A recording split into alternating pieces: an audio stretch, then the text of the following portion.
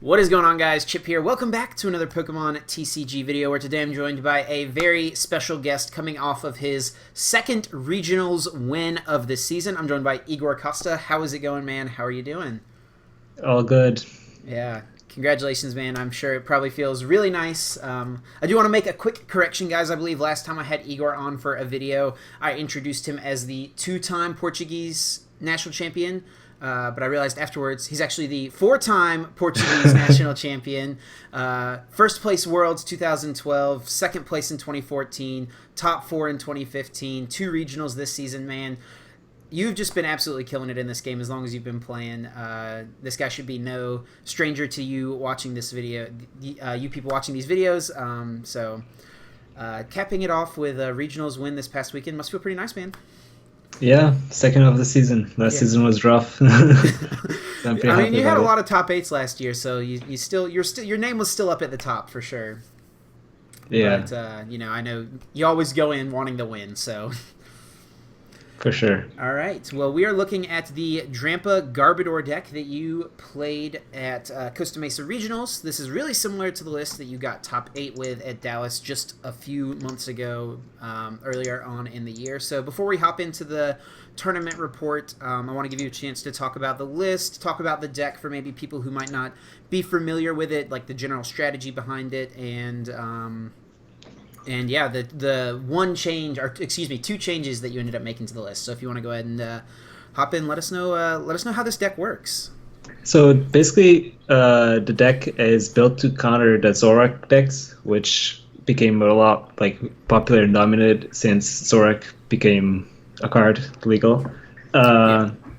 Basically, what we try to do is Righteous Edge and try to discard the energy early, so they need to find an energy to attack again. You try to put a Garbodor down as soon as possible. Usually turn 2 would be the best.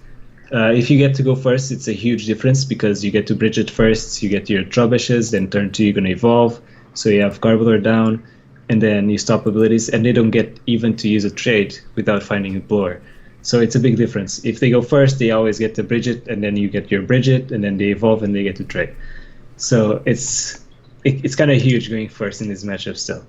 Another thing is having Parallel City to make it so Zorak is only able to deal a maximum amount of 110 with Choice Band, which lets you use Ace Roll the next turn and heal your Drampa basically and discard energy again. And by doing these things, you're making it hard for them to keep attacking with finding DCs. Since they can't trade, they need to play supporters. They also only draw supporters like Colress. So you kind of force them to discard items. So later, the Trash Lance is going to be your main attacker. Try to just give up one prizer and take as many Zoraks as you can with it. Yeah. I know in Dallas at the beginning of the year, you guys played Tauros in this list, but we see no Tauros here in favor of a Sudowoodo from Guardians Rising. You want to talk about that change right there? Was Tauros not super useful for you in Dallas, and why did you decide Sudowoodo over that? So knowing that we played Tauros, we always try to make use of it, but we understood that if we didn't had it, it would have been fine as well. Some of us use Tauros more than others. I think mostly I use Tauros for early knockouts with Horn Attack for 60. Yeah. So that's kind of the reason why I played the Muscle Band, so I could kind of still have that early pressure with my Lele's. So I could Muscle Band the Lele, Energy Drive for 60 on a Zorua or a Rockruff or stuff like that. Also, another big thing that I use Muscle Band at a cup against Greninja, and it was really huge because my Drampa was able to hit for 170, 150 plus the Muscle Band. So killing breaks, and that made the matchup basically free. And the Sudowoodo, I felt like it was necessary because we kept kind of going 50-50 against Zorak, even though it was our best matchup, because they would just find the blower, find the stadium, and one-shot our EX. But since we put Sudowoodo, it becomes way harder for them to blower and play Hex the same turn and have all that. They usually always need to support her. And another good thing is that you can play EXs on your bench and have Sudowoodo, and they're always safe if you're attacking with Garbodor. you know they can't Hex and Guzma in a certain turn. So that's a good thing. Yeah, that's basically it. Yeah, for sure. And you talked about it a little bit there, but the 1 muscle band, 3 choice band, what led to you choosing that split as being the best split? Did you consider like 2 of each? Maybe like 3 muscle band, 1 choice band? Like why did you choose to go with the 3 choice band and the 1 muscle band? Like I said, the muscle band is just so I have that option to get early knockouts with my Lele. Also helps in the Greninja matchup.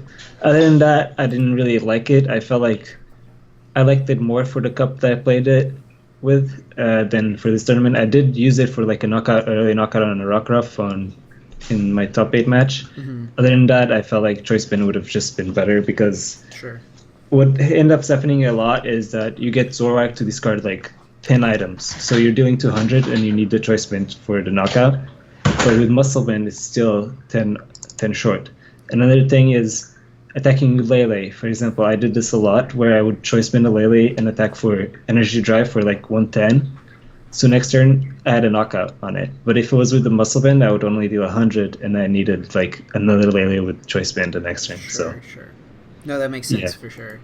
And one more thing I want to ask you about in your list. I didn't have it pulled up on the video for you guys, but you actually played a split of the Garbotoxin Garbodors. Is there a specific reason for that, or is that just like what you grabbed that morning before you headed down to the tournament? Or there's kind of a reason, but I'm gonna say now that I played them like different, one of each, I know that the new Garbodor is better, the one that confuses, because the other Garbodor, you have the option to just attach three Psychics and you can attack with it. The other one, you can go 1 Psychic, 2 DCs, you can go Psychic, DC, and it just gives you more options. Yes, it's 4 energies, but for the amount of Psychics that we played, it's just, the other one is just better. Sure. Did you ever find yourself attacking with either of these Garbotoxin Garbodors? No, I did not. That's probably good, though, because if you're in a situation where you're attacking with Garbodor, it's probably not a great situation. So, exactly. Igor can't see this, but the reason that I just had 2 of the new Garbodor up is because, as you guys can see, it makes my screen look really weird because of the way things look on PTCGO. But anyways, is that everything you wanted to cover about the list? Anything else you want to hit on? I guess I can ask you about dowsing machine over computer search. Is there a reason... like most lists just tend to default to computer search, it seems. Why did you guys deem dowsing machine the better choice here? Usually against the Night March matchup, you want to be able to get your Stretcher back, Super Rod, just get the Oricorio multiple times. Against Zoroark, you want to be able to get Parallel again because they have 3 stadiums, they have Field Lore, and they have puzzles. So you kind of want to compete with that. Sure.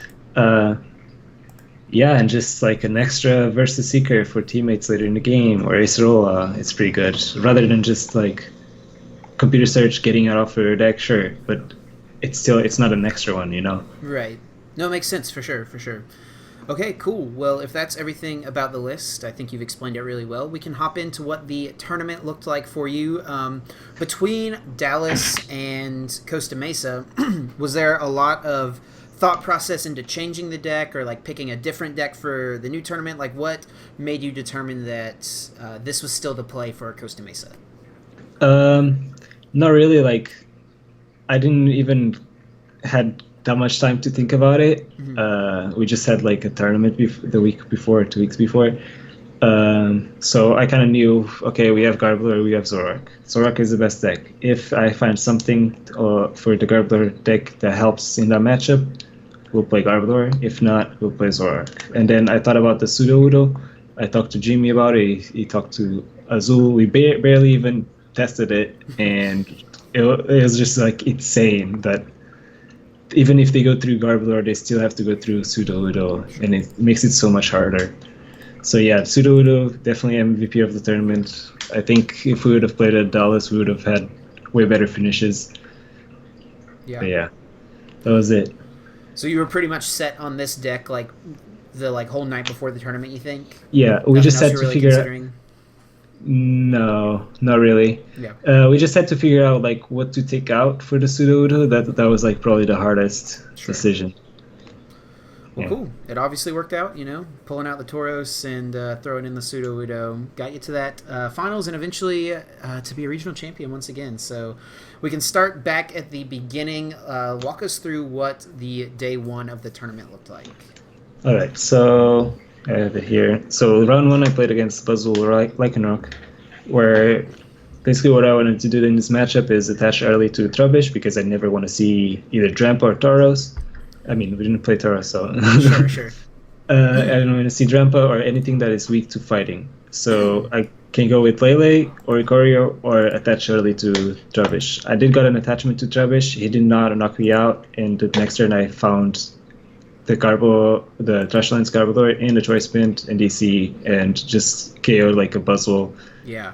It was like a simple game. It was pretty easy game one. Then game two, I just dead drew. And I scooped like turn 3 or something, and then game 3 was kind of the same as game 1, where I got like a early Garbodor where there was no way he could stop me. And instead of going for like Lycanroc early, he just kept powering up like Buzzwoles, which made it easier because I don't have a way to one-shot Lycanroc, but I do have a way to one-shot Buzzwole. For sure. So round 2, I played against the Xerneas. Pokemon, she kind of dead drew. Like Xerneas really Break or Rainbow Road Xerneas? Break, the one that attaches energies. She had like 4 puzzles in hand, and she was like complaining how she had a dead hand, but at the same time she could have played puzzles like one by one just to rearrange the top deck, but she wouldn't do it for some reason. Yeah. And then she like kind of showed me her hand, and I like told her, and then the next turn she did it, but it was already like too late. Yeah, people are committed to those puzzles, man. They don't want to play just the one sometimes, and sometimes you have to, though. Yeah. And then round 3, I played against Glaceon. That was like my first testing against Glaceon, and I did not like got to use Jumpa that much, but basically Lele did the job. I would just attack for a bunch, and then Ace Rolla, attack again, knock out the Glaceon, and then later Garbodor always became like a big threat. Like there was no way for them to like avoid discarding that many items. This person also had like Aqua Patch in their deck, which even made it easier for my Garbodor to become big. For sure. Then round 4, I played on stream against Alex Hill. You guys can watch the match on Twitch or on YouTube probably. This one was really close. So game 1, I got like what I needed, like the same I did to the last guy, and I won. Game 2, it was like kind of rough. He got an advantage, and game 3 was super close. I think I could have played a bit better. Not sure what I did wrong, but I think I could have probably grabbed the Garb earlier or something, because later in the game I couldn't find a Garbodor. I know like I prized a Garbodor, and then I had to discard one early. But he got to 10 items in the discard pile, and my Garbodor was getting the knockout. I had 2 prizes left. He had like 1 or something, and I had the option to end in the last turn, his last turn of time. So I could end for 1, and if he doesn't have a Guzma, I will tie, or I can Sycamore and try to get the Rescue Stretcher or Dowsing Machine Ultra Ball for the win. And I tried the Sycamore and I failed, so I ended up losing. Then round 5 against the Zoroark, I don't really remember like many of the matches. Like Zoroarks, I kind of just went like autopilot. I always have to do the same thing, either discard their energies or hit with Lele, whatever I have. So I won against that.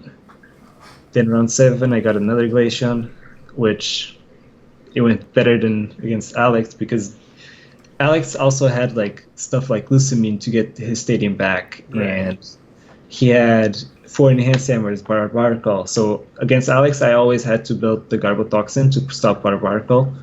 Against other players, I didn't even need it, and I could like stick the parallel, making them deal less damage a lot more often than I did against Alex. So that helped a lot. And using that matchup, if you go like Drampa, Energy, Choice Band, hit for 50, even if they heal and then attack, you can just deal 180 and they're still dead with the 20 damage. So it's a pretty good matchup. So I won that round 7. Then round 8 and 9, I decided to ID. I was in a safe spot for cut. I could have played it out But I was just like, well, I want to call it a day. I'm kind of tired. I don't want to make any mistakes, and if I lose both games, I might miss cut. So I just want to guarantee, even though they were both Zoroark players, and of course now if I look back at it, I would have played it and blah blah blah. But I think it was still a good choice since I'm playing for top 4 and I need to guarantee the points rather than just my missing points would be really bad. Yeah, sure. So then round 10, I played against Joey, and he's doing really well this season. Yeah, his last just month has been like insane. Yeah, he was playing Lycanroc Zorak, the same version as Caleb, and I kind of saw like what Caleb was playing the day before with like 2 Muck or at least 2 Grimer. They only had 2 Versus Seeker. I didn't know about that until after I played them. And game 1, like I drew like supporters and whatnot, but I just drew so bad. Like I would start Trubbish Energy, then like play a supporter to shuffle my hand like N, and get nothing down. Yeah. It was just super bad. And then game 2 was close. I got I end him down to 1. His board is Rockruff with Floatstone and a Zorak. And that's it. My board is like a Pseudo-Udo, a Garbodor dealing like killing anything, and I have 2 prizes, he has 1. And then he top decks a Bunnelby with 1 card in hand and benches it, retreats the Rockruff to the Bunnelby, passes. I don't have Guzma for the game, so I KO the Bunnelby, and next turn he top decks Field Blower. And then if Field Blower is my Garbodor. And then the other card in hand was a Shaman. He plays the Shaman, gets set up, gets a DC. Guzma is my Pseudo-Udo, gets the egg back, and kills my Pseudo-Udo for game. So if the top deck wasn't Field Blower, I would have still won that game. So he 2-0'd me, and then had to go 4-1 to cut. Oh, wow, because yeah. I started the day bad, so I was gonna bubble, and I didn't want that to happen again.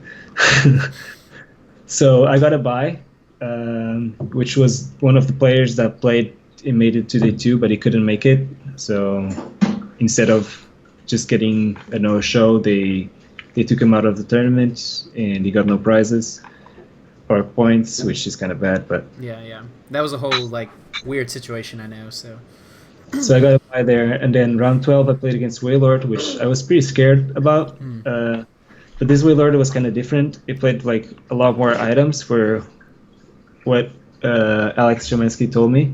So I played it knowing that like my trash lines was going to be big. So game 1 I just went for a couple of Trubbishes, tried not to bench anything. I had to bench a Lele so I could play Bridget. But yeah, my garbage collection Trubbish did a lot of work in that matchup. I just kept like putting energies back and back and back and back, and she kept like playing handiwork. Then either she would fail, and that would be huge for me, or she would get like a couple heads, and that would be fine. Because the next turn she had to Lusamine, so she would always stop a turn where I could get an energy back. Sure. And eventually my Garbodor was dealing like 100 damage, so I just promoted it and started hitting with Choice Band because I had a bunch of energies in my hand, so I could just attach every time she would discard them. And while she was discarding them, she wasn't like using Lusamine, or she wasn't using handiwork, and she had to like Lusamine in between turns where she was discarding my energies, making it even like better for me. And I would always attach like a rainbow as well to my trash lines, so even if I would run out of energies or Floatstone, because I already had the Choice Band, I would just Ace Roll on my Garbodor and then promote the Trubbish and start the cycle again, get the energies back.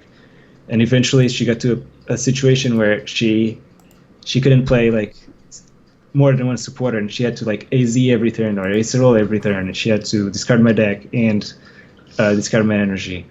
So I put a lot of pressure in that matchup and won game 1 in like 40 minutes, and then game 2 didn't got to finish. Yeah. Which is normally how games against Wailord go, it seems, so. Yeah.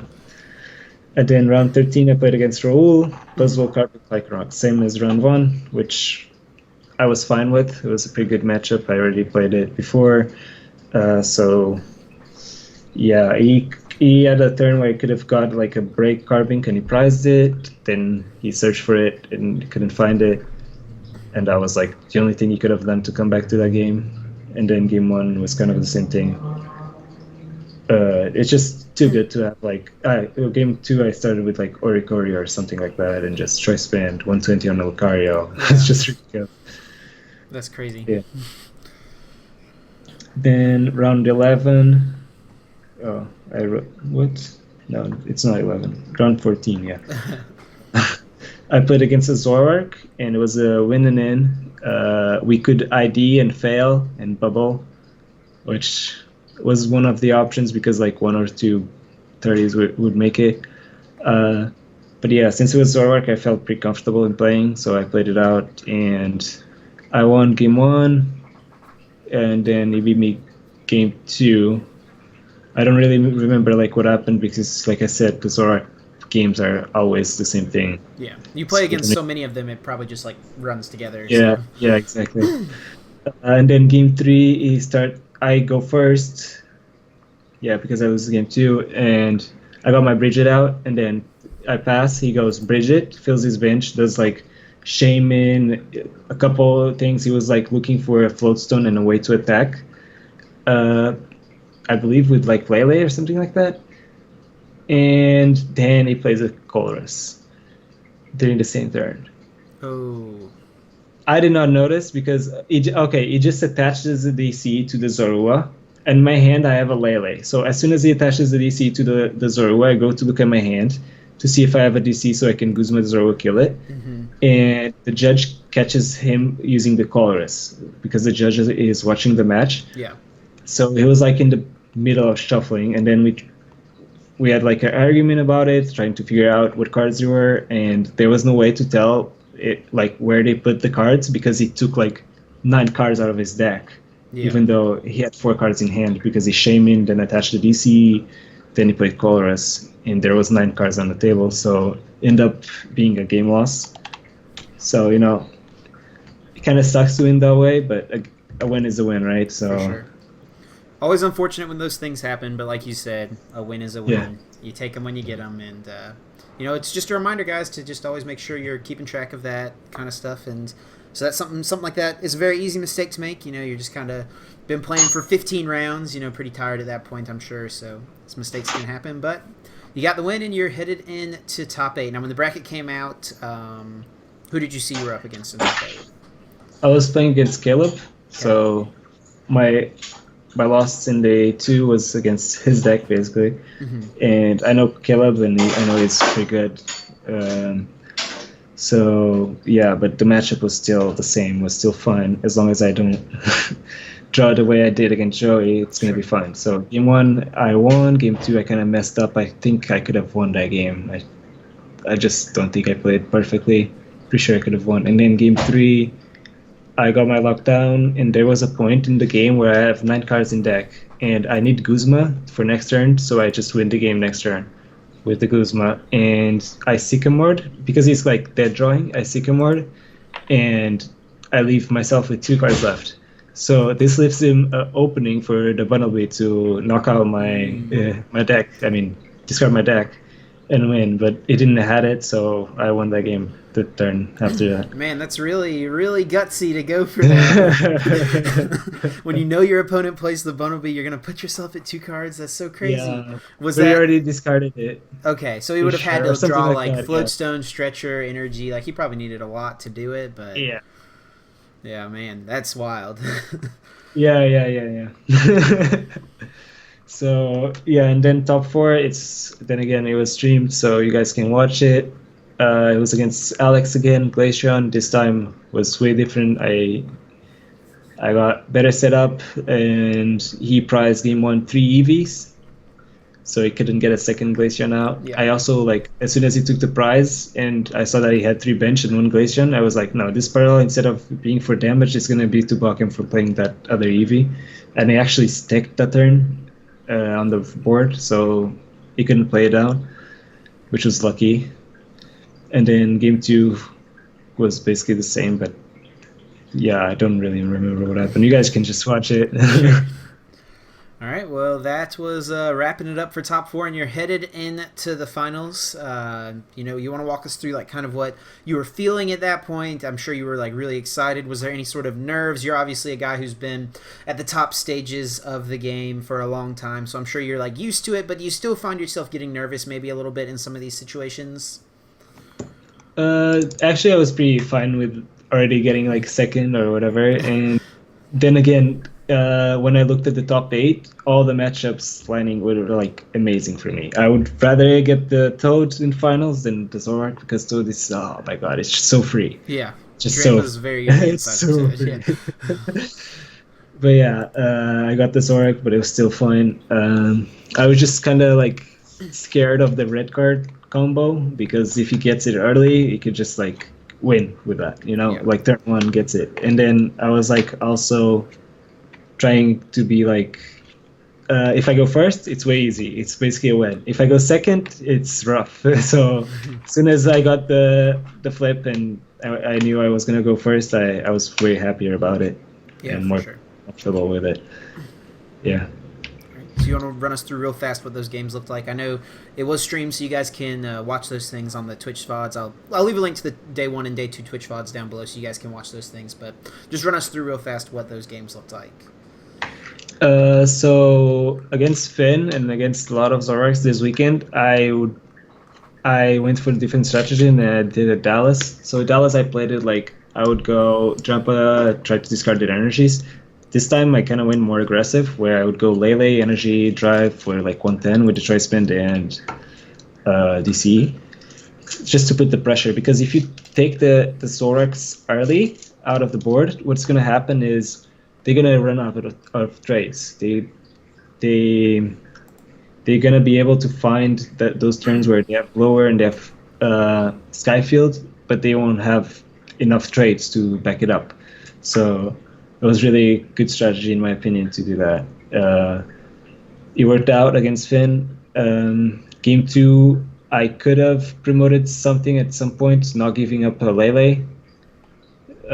So I kind of think, oh my god, the game 2 I know I played horribly. There was like, oh my god, I was like trying to throw the game actually. There was like I messed up with the tool, I messed up the guy that I evolved. So I attached like a floatstone to a Trubbish on my right side of the field, so the left one can take a choice band. But I forgot that I just benched it, and then I just realized as soon as like I get the Garbler, I realized, oh, I just benched that guy. So it's not going to be able to attack. So that turn was like messed up already, because I had to attack with choice band for some reason. I can't really remember, but it was like some math issue where I had to like two-shot the guy, so I needed choice band that turn and then next turn do something else.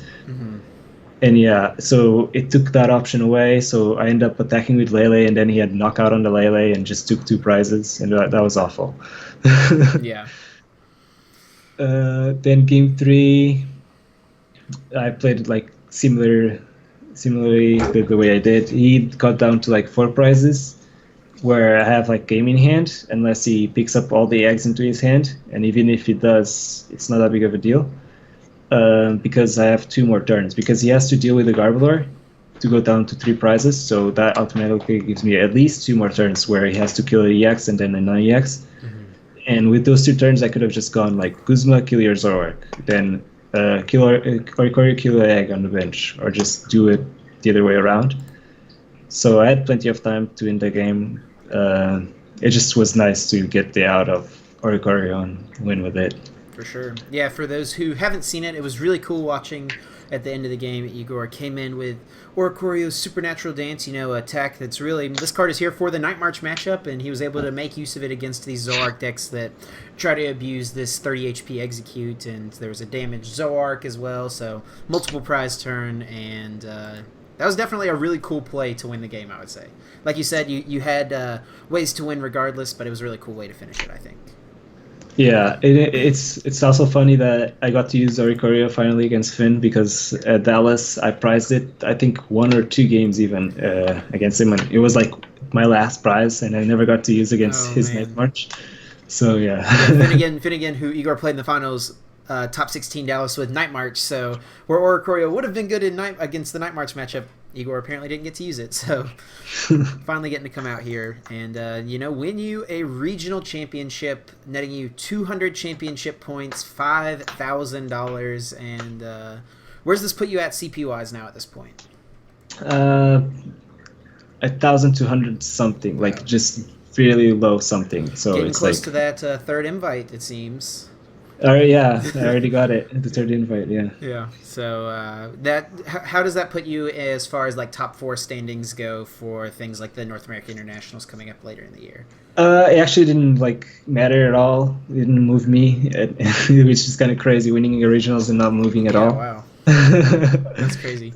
I'm still at third seed, and I'm behind Prem for like 20 points or something. Yeah. Someone else who's also won 2 regionals this year, so yeah. And Azul, who's just been super consistent throughout the entire season. So, well, congratulations, Igor. Like I said, a super great accomplishment, and you're not new to these great accomplishments, but I'm sure it still always feels good to put another piece of glass up on the shelf. Yeah, for sure. Well, thank you for having me. Absolutely. If you were to go back and play the tournament again, if you were to sit down for round 1 again tomorrow, is there anything looking at the deck right now that you think you would change about the list? I would probably put the Fortress Band for the Muscle. Okay. Just because it's better against Zorak, and since it's going to be the most popular deck, you just want to have like everything to make sure you beat it, so it never goes wrong, Sure. I don't think there's an expanded regionals for a while. I think Utah is the next one. So, do you think that moving forward, if there was another tournament in the same format, that Drampa Garbodor would be equally as good of a play for another expanded tournament? Yeah, I feel like what the Zoraks can do is they can add a second blower, but I don't know how much that would help, because the Sudowoodo really helps like the blower issue, honestly. So. Yeah, Sudowoodo seems very, very good because, I mean, it seems counterintuitive, right? Like, you're turning off abilities, so why do you want something with an ability? But when they blow away your Toulon Garbodor, that means that Roadblock turns on, and it's like a weird interaction, but it makes sense, and it works out for sure. Yeah. All right, well, cool. Igor, thank you so much for taking time out of your evening to come on and do this interview. I know people love getting to hear insight from top players, so I really appreciate it, and I feel like I learned a lot as well, so thanks for coming on and hanging out. No problem. I'll give you a second here at the end of the video if you want to do any shout-outs, any plugs for social medias, stuff like that. I'll give you a minute. Feel free. The floor is yours. All good. No, I don't have anything to say. Nothing? Okay. Nothing to say, yeah. Cool deal. Well, thanks again, Igor. Guys, feel free to leave a like down below if you enjoyed, as always, and also make sure you're subscribed if you haven't yet. Are you going to be at Charlotte Regionals, I assume, Igor, next weekend? Yeah, I'm going to do every regionals in the U.S. this year. Just trying to get that top 4 for the rest of the year. Absolutely. Well, guys, make sure you come up, say hello to Igor. I know he's a guy who loves it when people come say hello to him, so... thank you for watching, guys, so much, and we're going to get out of here. For me and Igor, that is going to do it, and until next time, guys, take care. Peace.